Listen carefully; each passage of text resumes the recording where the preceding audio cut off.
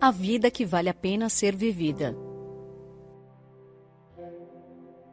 Entender e comunicar a vida que vale a pena ser vivida é um desafio e tanto. Não obstante, o professor Clóvis de Barros Filho, com auxílio e coautoria do professor Arthur Meucci, se lançam nesta missão. Nesta obra, os autores denunciam as soluções facilitadoras da vida, oferecendo reflexão crítica sobre os métodos existenciais mais consagrados, motivados pela inquietação diante da batalha sem fim pela definição das condições legítimas da vida boa. Fazem uma jornada histórico-filosófica dos nomes clássicos do pensamento e estabelecem uma conversa, cheias de exemplos cotidianos com todos aqueles que já descobriram que a soberania para deliberar sobre a própria vida, com todos os riscos, é nosso único, verdadeiro patrimônio. Com a intenção de fortalecer os leitores a resistir contra todo tirano que pretenda empurrar-lhes goela abaixo a vida que vale a pena. Então, qual a vida que vale a pena? Respostas prontas não é a essência da filosofia. Seu objetivo é trazer a reflexão e levantar mais questionamentos que afirmações. É entregar as ferramentas do embasamento filosófico para que cada um minere dentro de si as respostas que procura. Este fardo é de cada um, mas um pouco de luz sempre ajuda a iluminar a questão. Vamos juntos filosofar sobre a vida que vale a pena ser vivida em 12 minutos. Como a vida boa foi pensada racionalmente. Pensar para viver, defenderia Sócrates e Platão. Mas não o pensamento trivial do cotidiano, como escolher um filme ou qual faculdade cursar. Isso todos fazem o tempo todo, e não necessariamente têm a vida boa. A vida é uma sucessão de situações particulares que enfrentamos. Deliberamos ininterruptamente, com angústia de não nos equivocarmos nas escolhas, distintas e singulares, sempre buscando resolver os problemas da nossa vida. Tudo isso para não entristecer, afinal, odiamos a tristeza. A felicidade é então o propósito final de cada escolha que fazemos, e aí entra a importância do pensamento certo, pois não é todo pensamento que vai assegurar uma vida feliz. É preciso mais. Para Sócrates, é preciso ter convicção de que o conhecimento verdadeiro a respeito de uma virtude é primordial para desenvolver a própria virtude. O intelectualismo socrático denomina que apenas o uso da razão e jamais os sentidos do corpo podem chegar à verdade. Conhecer, seja lá o que for, implica em conhecer seu atributo principal, isto é, aquilo sem o qual toda e qualquer coisa não seria o que é. Identificar a essência pressupõe identificar aquilo que se faz ser. Desta forma, só é possível ter amigos de verdade quem necessariamente conhece o que é amizade. Só tem honra quem sabe o que é honradez. Só ama quem sabe o que é amor. Aqui é preciso esclarecer um ponto. As verdades que você busca, as tais essências, tão importantes para definir os critérios da vida boa, não estão perambulando pelo mundo. Já se encontram dentro de você lembranças de sua alma, gravado em seus códigos genéticos, presentes no inconsciente. Tão perto e, ao mesmo tempo, tão inacessível. Entra em cena a dualidade exposta por Platão. O corpo não é a alma, é finito, material, sensível e temporal, e se submete à soberania da alma imaterial e atemporal. Portanto, existe a possibilidade virtuosa de o corpo apontar para uma vida e a alma deliberar por outra. A vida delineada a partir das verdades absolutas nada tem a ver com amor. Para Platão, viver bem é uma coisa, amar é outra. Eros, ou amor, é definido por meio do desejo. E sempre se deseja o que falta. Não temos o objeto do nosso amor, mas se porventura o que desejamos deixar de faltar, isto é, converter-se em presença, esta fará desaparecer o desejo e o amor que lhe correspondia. Em resumo, a existência seria como um pêndulo. De um lado o desejo e, portanto, a frustração da falta. Do outro, a presença do desejado e assim o tédio. Não pode ser nesta alegoria de pêndulo que a vida boa se encontra. Felizmente, Platão não tem sempre razão. Na visão de Aristóteles, a vida de uma pessoa qualquer só pode ser valorada em função de referências que a transcendem.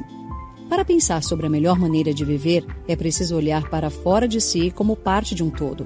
Naquela época, reinava a percepção de que o mundo se encontra dentro do cosmos, que é a ideia de que o universo é algo limitado e ordenado, e como tal pode ser definido e mapeado sem muitas mudanças no seu funcionamento e dinâmica.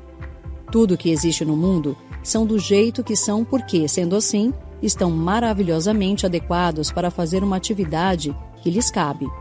Assim, toda semente de árvore possui dentro de si o potencial de ser uma grande e frondosa árvore. Nós, seres humanos, também possuímos todo o potencial para crescermos transcendentalmente ao nascermos.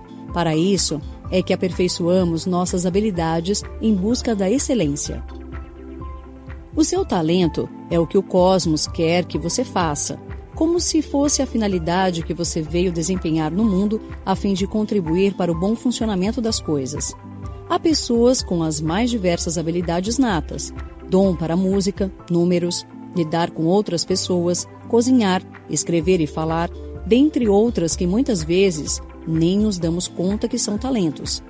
Segundo Aristóteles, após identificar suas aptidões, é necessário aperfeiçoá-las, até que se chegue à excelência. Se você tem um talento, algo que lhe deixe em estado de fluxo, algo que você faça e queira que aquele momento dure para sempre, dedique-se. Tudo no universo tem um lugar natural para existir, e aí reside um mistério revoltante. O vento, pelo simples fato de ventar, já está em harmonia com o todo, com o universo. O vento só existe no lugar certo do mesmo modo o sapo, a girafa, a maré, o luar, os cometas e tudo mais de natural que faz parte do universo. Já o homem tem de fazer das tripas coração para encontrar o seu lugar. Tudo porque, pensava esses gregos, a vida não está pronta. Em qualquer instante, pode ser de um jeito ou de outro, depende da forma que se decide viver. Há infinitas possibilidades. Assim, só o homem pode viver desarmoniosamente. E isso acontece com todos aqueles que não conseguem se ajustar ao resto do mundo. Não se encaixar no todo. Afinal, se pertencemos a um todo ordenado e somos diferentes, é normal que tenhamos papéis distintos nesta complexa engrenagem do mundo e as mesmas 10 lições, 4 hábitos, 7 passos ou qualquer numeral que garantam felicidade e sucesso de uns, decretam a tristeza profunda em muitos outros. No racional da vida boa, são 3 aspectos que definem a vida que vale a pena: o lugar natural de cada um, as atividades que desempenham alinhadas às suas aptidões e a finalidade a ser alcançada ao longo da existência finita. Ocupando o lugar que é nosso por natureza, desempenhando com excelência a atividade para a qual fomos talhados e buscando um propósito maior, nossa parte do todo, você é feliz. Portanto, pensa-se que vive uma vida boa. Porém, como resumido pelo filósofo Epicuro, aluno da Academia de Platão, toda a sabedoria deve ser adequada à vida, à ética, e não o contrário. Afinal, pensamos para viver melhor e não vivemos para pensar melhor. Há de haver necessariamente uma conciliação com o mundo real, como adverte Sêneca, estoico romano. Para ele, a felicidade, logo a tranquilidade da alma e do corpo, é um dever moral. Você tem o dever de ser feliz, e para isso, deve se reconciliar com o mundo, lamentando menos, desejando menos e amando mais. No amor, vivemos melhor. Ame aos outros como a si mesmo. Deus participa da nossa vida e temos de admitir que a fé em um Deus e seus ensinamentos sempre estiveram presentes no mundo em que vivemos. E por isso, a relação entre esse Deus e a nossa vida interessa. Clovis não faz uma análise filosófica do cristianismo, nem traça um resumo de manual de suas principais ideias. Habilmente, mantém o foco que inicia o livro: as reflexões sobre a vida e os critérios da vida boa. O recurso ao divino sempre foi estratégia recorrente dos pensamentos de Platão e Aristóteles para explicar a origem e a ordem do mundo. Assim, é o próprio divino que confere a ordem harmônica do universo e, na perspectiva estoica, esta harmonia divina se manifesta na maravilhosa adequação entre as coisas naturais do mundo e suas finalidades. O cristianismo iniciou uma ruptura neste pensamento, uma alteração na própria noção de divino. Um novo Deus, portanto. O novo Deus não é mais uma ordem cósmica anônima, mas um indivíduo divino que, encarnado, poderia ser visto na rua, tocado e ouvido por aqueles que estavam vivos na mesma época. Por conta disso, muda a relação do homem com o divino. Na concepção grega, o divino deveria ser identificado pela razão. Qualquer pensante poderia deduzir a ordem divina do mundo ao contemplá-la na natureza. No caso de Cristo, que se fez homem, pouco importa o pensamento. O fundamental agora passou a ser a confiança daquele homem, Jesus. Não esteja mentindo ou enganando. Confiança que o cristão vai chamar de fé. A mais importante característica desta ruptura da moral cristã é a igualdade entre os homens, até então cada qual em seu talento. Buscava a excelência de si mesmo numa finalidade encaixada no mundo. Haveria, portanto, aqueles mais talentosos e os não tão bons assim, que nasceram ou possuem habilidades admiráveis e outros apenas com habilidades medianas. Portanto, havia noção de superioridade. Na Grécia eram primeiros os filósofos, depois os guerreiros e, por último, os artesãos. A moral cristã bate de frente com esta visão, igualando todos os homens perante o divino, ou seja, perante Deus. E a moral é o que se faz com o livre-arbítrio daqui em diante. Outra ruptura é com o trabalho. Nunca antes um deus grego havia trabalhado, nem dos estoicos romanos. Porém, o Deus cristão trabalhou, criou o universo, o mundo e tudo o que havia nele, incluindo o homem em 7 dias. Portanto, trabalhar, mais do que um fardo daqueles desprovidos de melhores talentos, homens inferiores na visão grega, dignifica e enaltece o homem. E podemos amar ao outro, amar à vontade, sem medo à dependência afetiva do outro, pois os gregos relacionavam o amor ao apego ao outro e, portanto, quando interrompida pela morte, restava apenas o sofrimento. Na salvação cristã, há a promessa da eternidade e a comunhão, reencontro dos nossos entes queridos que já estão lá no paraíso. Assim sendo, em Cristo somos iguais, podemos trabalhar sem ser inferiorizados e amar incondicionalmente. Desta forma, na visão do cristianismo, a vida vale a pena. A vida é a energia que possuímos para agir a cada instante. Eis que chega a perspectiva de Spinoza, filósofo, que concebe o termo potência de agir e argumenta que a potência é vida e é pessoal, inalienável, intransferível, incompartilhável. Daí a solidão, condição primária da existência em que tudo o que existe, existe apenas em si mesmo, nunca em outro.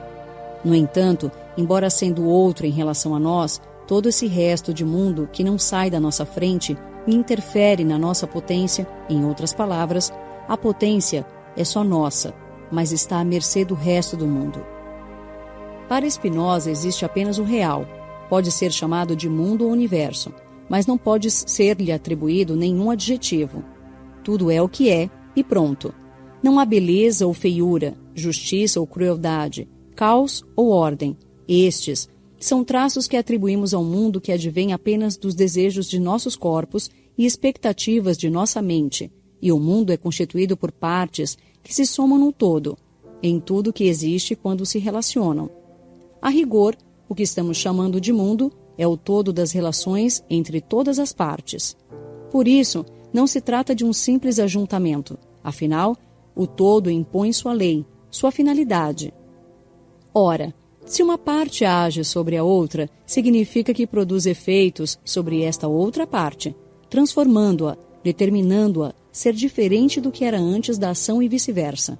Em outras palavras, quando dois corpos se relacionam, ambos são transformados, de maneira que o corpo A deixa de sê-lo, modificando por B, e B também deixa de ser B, modificado por A.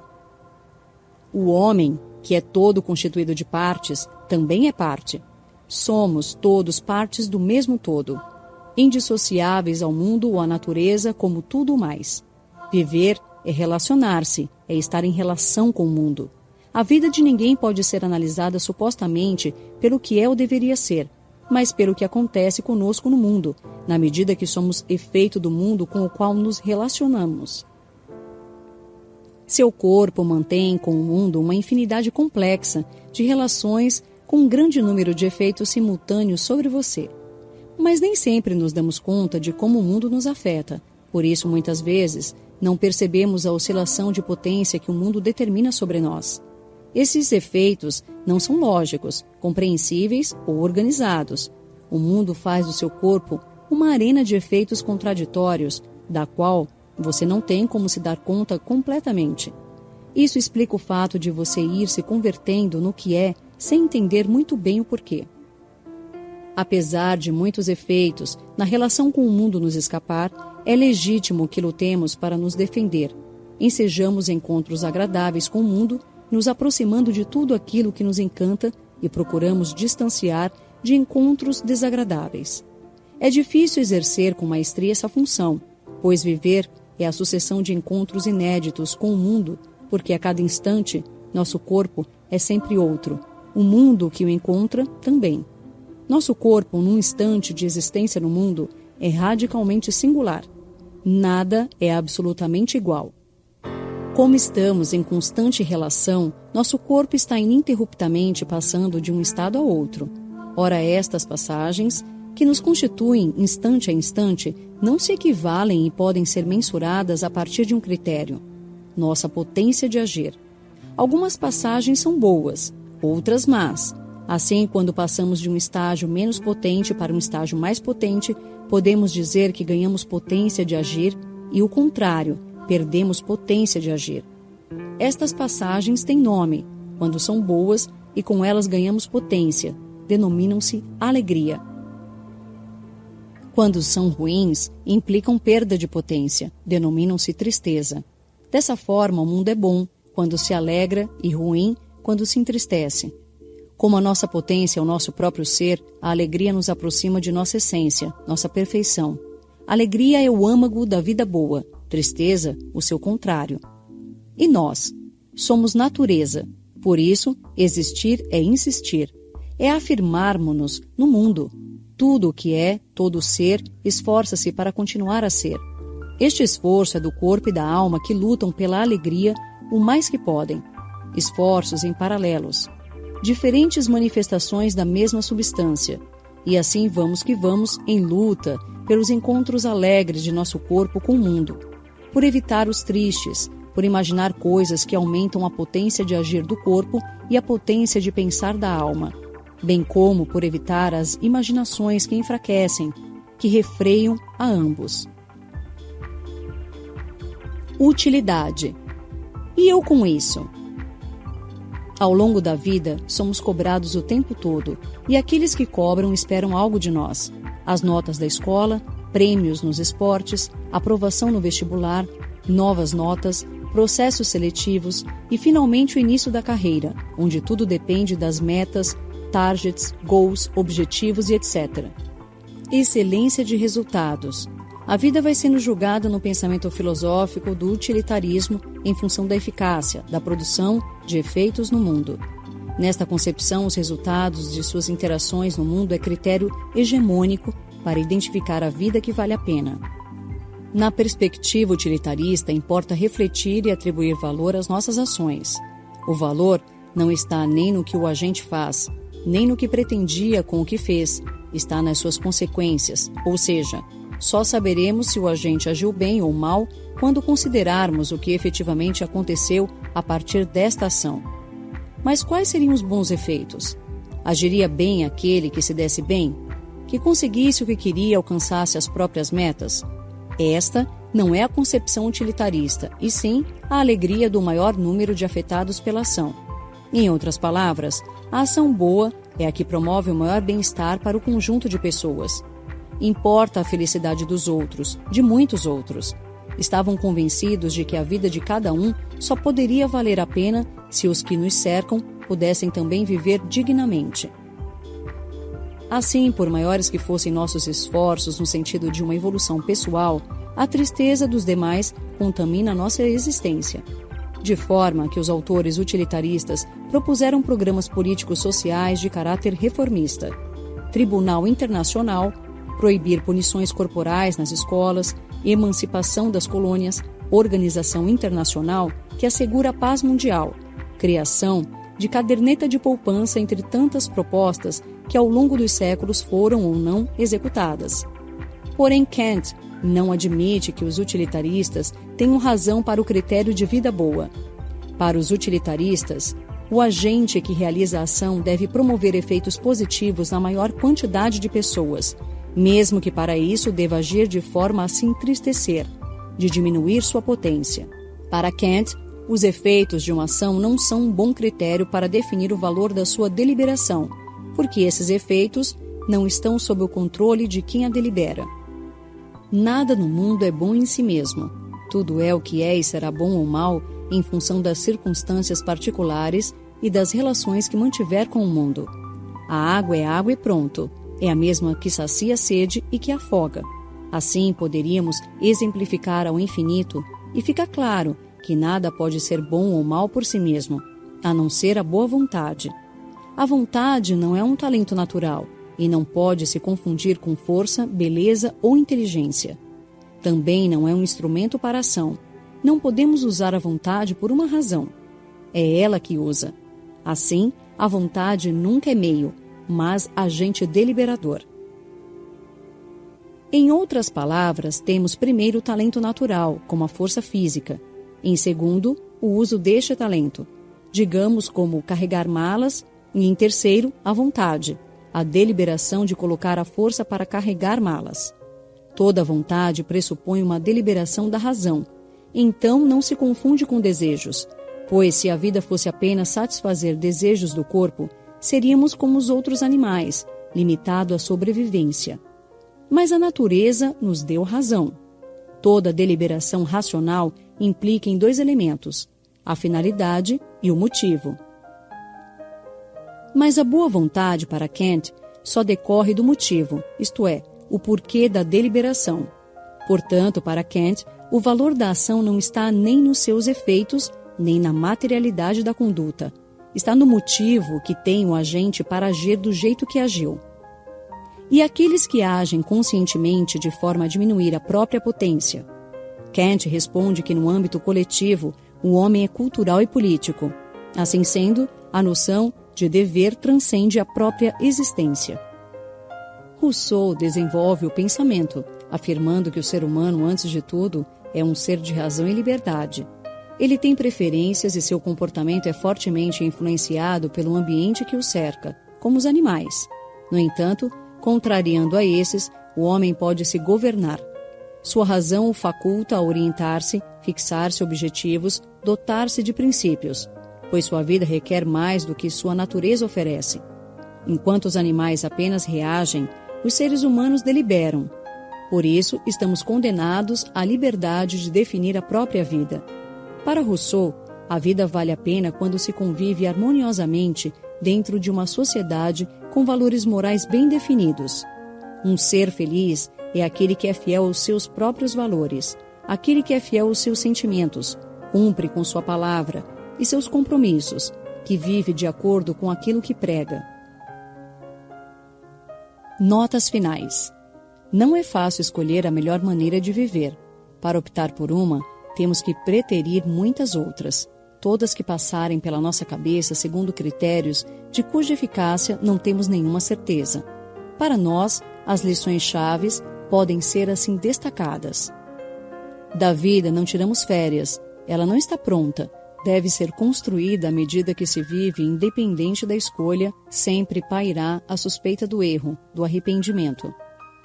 As concepções sobre uma vida bem vivida não são excludentes entre si, e muito menos definitivas. Cada corrente filosófica pode ser aplicada em momento determinado da vida, por isso continuam pertinentes. O homem é fundamentalmente livre, e para que essa liberdade seja exercida de maneira plena, é necessário que se saiba conviver em uma sociedade moral. Viva com intensidade, Na intensidade desaparecem passado e futuro. Vida intensa é aquela que de tão boa você não se dá conta de ter vivido. Não tenha medo de trabalhar e nem se sinta inferiorizado por nenhum tipo de trabalho. A busca pela excelência e perfeição pessoal não deve sobrepor o coletivo.